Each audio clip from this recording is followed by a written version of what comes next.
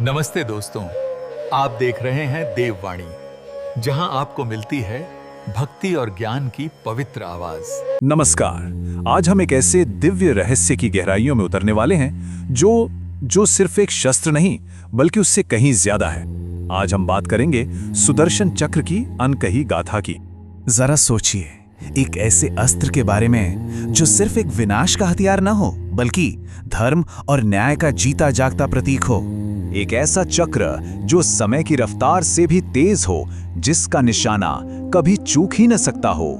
और सबसे बड़ी, सबसे हैरान करने वाली बात कि वो खुद सोच सके, अपने फैसले खुद ले सके। जी हाँ, आज हम बात कर रहे हैं भगवान विष्णु के उसी दिव्य अस्त्र की, सुदर्शन चक्र। तो सवाल ये उठता है कि आखिर ये सुदर्शन चक्र है क्या?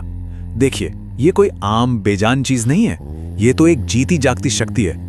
चलिए इसके रहस्यों को एक एक करके समझते हैं। आपको पता है, इसका राज तो इसके नाम में ही छिपा है, सुदर्शन। सु का मतलब है अच्छा या सुंदर, और दर्शन मतलब दृष्टि या जो दिखाई दे। तो मतलब हुआ एक ऐसी चीज जो देखने में तो बहुत खूबसूरत हो पर जिसकी ताकत अजेय हो, जिसे कोई हरा ना सके। तो चलिए अब बात करते हैं इसकी बेमिसाल ताकत और इसकी बनावट की। आखिर ये काम कैसे करता है और क्या चीज इसे इतना खास बनाती है? देखिए, सुदर्शन चक्र में कुछ ऐसी खास बातें हैं जो इसे सारे अस्त्रों से बिल्कुल अलग खड़ा करती हैं।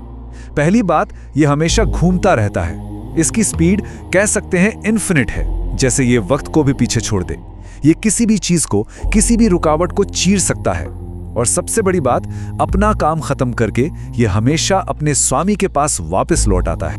और हाँ, इसकी सबसे बड़ी, सबसे जरूरी खासियत, ये चक्र सिर्फ और सिर्फ धर्म की रक्षा के लिए ही उठता है। इसका हर एक वार न्याय को स्थापित करने के लिए होता है। शास्त्रों को देखें तो इसकी बनावट भी कमाल की है। इसमें 108 बहुत ही पैने किनारे हैं। इसकी चमक ऐसी है मानो जैसे प्रलय की आग हो। और सबसे मजेदार बात जानते हैं क्या है? इसका जो सेंटर है वो एकदम स्थिर रहता है, जबकि इसके किनारे वो बेहिसाब स्पीड से घूमते हैं।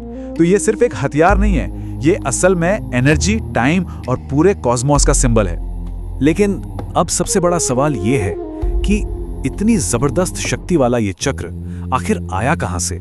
इसकी पैदाइश के पीछे भी बड़ी रहस्यमयी कहानियां हैं। इसको लेकर ना मेनली दो कहानियां सुनने को मिलती हैं। एक कहानी इसे सूरज की गर्मी उसके तेज से जोड़ती है, और दूसरी कहानी कहती है कि ये भगवान शिव का दिया हुआ एक तोहफा था। तो पहली कहानी के हिसाब से हुआ यूं कि सूर्यदेव की गर्मी, उनका तेज इतना ज्यादा था कि उनकी पत्नी संज्ञा उसे बर्दाश्त नहीं कर पा रही थी। तब देवताओं के आर्किटेक्ट विश्वकर्मा जी ने सूरज के तेज को थोड़ा सा तराशा, उसे कम किया। अब उस बची हुई डिवाइन एनर्जी से 3 जबरदस्त चीजें बनी: पुष्पक विमान, भगवान शिव का त्रिशूल और भगवान विष्णु का सुदर्शन चक्र। मतलब इस चक्र में सीधे सीधे सूरज की एनर्जी है। अच्छा, जो दूसरी कहानी है वो ये बताती है कि एक बार असुरों का आतंक बहुत बढ़ गया था। तब भगवान विष्णु ने उन्हें हराने के लिए भगवान शिव की बहुत कठिन तपस्या की, और उनकी भक्ति से खुश होकर शिव जी ने उन्हें ये ना हारने वाला चक्र तोहफे में दे दिया। तो इस हिसाब से ये चक्र शिव और विष्णु दोनों की महाशक्तियों का एक, कह सकते हैं, एक संगम है। चलिए अब आते हैं इसके सबसे मिस्टीरियस पहलू पर। क्या ये चक्र सिर्फ हुक्म मानने वाला एक हथियार है, या इसमें अपनी खुद की चेतना, अपना खुद का दिमाग भी है? क्या ये सोच सकता है? मतलब क्या सुदर्शन चक्र अपने फैसले खुद कर सकता है? और आपको जानकर हैरानी होगी, कुछ ग्रंथ कहते हैं हाँ बिल्कुल, उनके हिसाब से ये चक्र सिर्फ ऑर्डर फॉलो नहीं करता, ये खुद समझ सकता है कि क्या सही है और क्या गलत, और किसी भी अधर्मी टारगेट पर ये खुद ब खुद हमला कर सकता है, भले ही इसे कमांड ना मिला हो। और यही वो चीज है जो इसे सिर्फ एक हथियार नहीं बल्कि धर्म का रक्षक बनाती है। ये न्याय की एक जागृत शक्ति है। पर देखिए, सुदर्शन चक्र सिर्फ लड़ाई का एक हथियार नहीं है, इसका एक बहुत गहरा स्पिरिचुअल मतलब भी है जो हमें बहुत कुछ सिखाता है।